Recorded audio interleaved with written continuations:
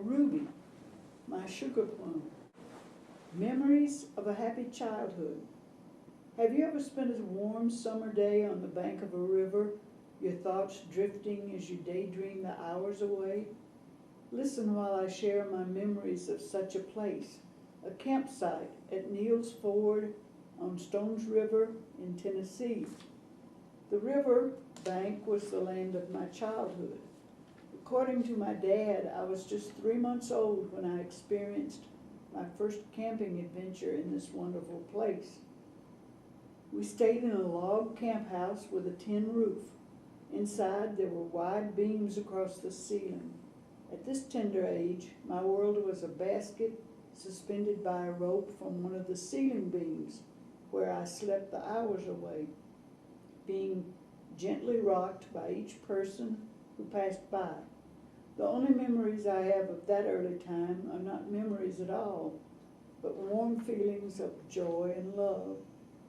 My memories begin later, memories of hot summer days spent swimming in the cool, clear water, sitting in the small rapids, and holding on to the rocks so the rushing water didn't wash me away, sunning myself on the sandbar or lazing in the shade of friendly trees, listening to the song of the Malamo bird.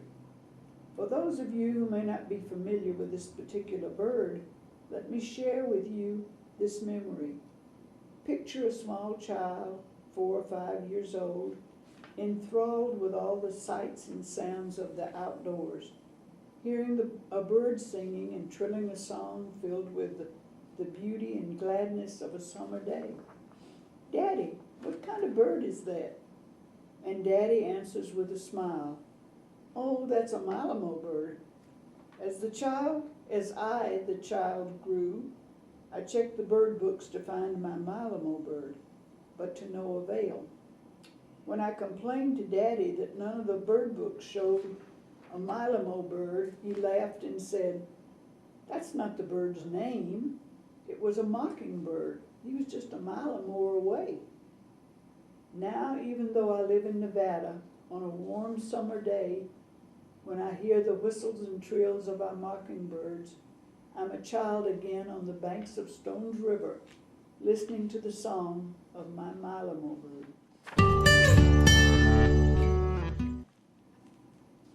Childhood ends. My dad, an outdoorsman, was known as Skipper to young and old alike. He liked to hunt and fish, to camp in the woods, to canoe on the river. As his only child, I learned all these hobbies at a young age and enjoyed them as much as he did. Most of the men in the neighborhood didn't care for these pursuits and were happy to let their boys hang around with Skipper. At any given time, there would be at least 2 or 3 boys and me sitting on our front porch with Daddy, learning how to make nets to catch bait for fishing or how to string a trot line. The boys accepted me. After all, he was my dad. So I became one of the boys. We went fishing, learned to seine for minnows and crawfish for bait. We learned how to put wiggly earthworms on a fish hook. When we weren't with Daddy, we rode bikes, climbed trees, or hung upside down on the monkey bars. I thought it was great. I enjoyed being one of the boys. Then one Saturday, I went across the street to Jimmy's house to see if he wanted to go bike riding. He said, "I can't. I'm going to the afternoon movie with Anna Claire." "Why in the world did you ask her to go to the movies? Why didn't you ask me?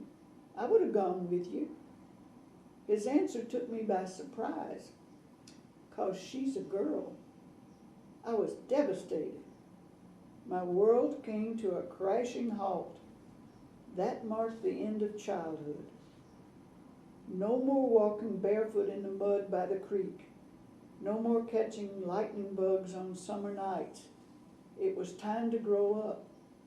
Time to be a girl.